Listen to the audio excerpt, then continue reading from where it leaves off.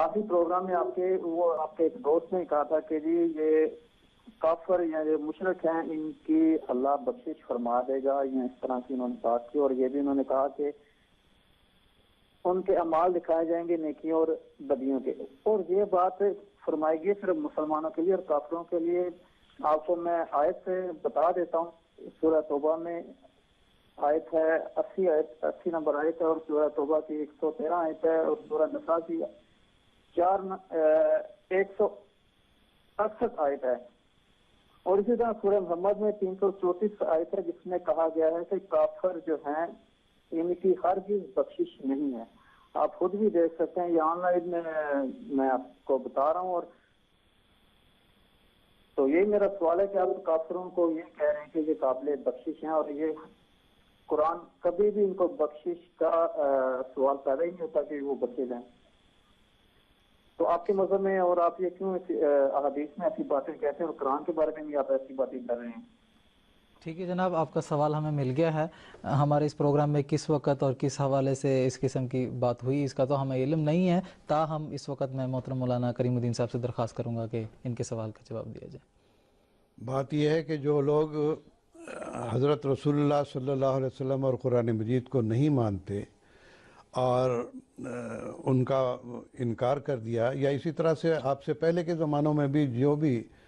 آنے والے نبی کا انکار کرتے رہے ہیں، ان کے بارے میں تو لازماً ہے کہ ان کو سزا دی جائے گی، اس واسطے کہ جان بوجھ کے انہوں نے اس نبی کا انکار کیا، اس میں تو کوئی شک کی بات نہیں۔ لیکن وہ عذاب بھی ایک محدود وقت کے لیے ہوگا، نہ کہ دائمی۔ ہمارا یہ عقیدہ ہے قرآن مجید کی آیات کی روشنی میں ہی اور احادیث کی روشنی میں کہ بخشش کا اختیار تو اللہ تعالیٰ کو ہے۔ کس کو بخشنا ہے کس کو نہیں بخشنا، یہ نہیں ہے کہ صرف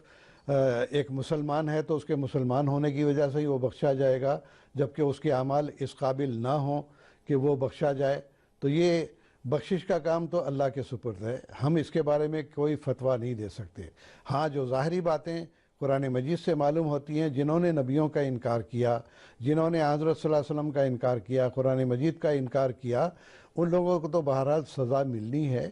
اور پھر حدیث میں یہ آتا ہے، حضرت صلی اللہ علیہ وسلم نے فرمایا کہ یہ عذاب بھی جو ہے ایک وقتی ہوگا، ایک وقت آئے گا کہ جہنم کے دروازے بعد صبح کھڑکھڑا رہی ہوگی اور اس کے اندر کوئی نہیں ہوگا۔ تو اس لحاظ سے ہم یہ سمجھتے ہیں کہ جنہوں نے انکار کیا ان کو جو عذاب دیا جائے گا وہ دراصل وہ ایک قسم کا ہسپتال ہوگا جہاں پر کہ ایسے مریضوں کو داخل کیا جائے گا جن کو آپریشن کی ضرورت ہوگی، آپریشن کیا جائے گا، جن کو محض دوائیوں سے ٹھیک کیا جا سکتا ہے دوائیوں سے۔ تو بہرحال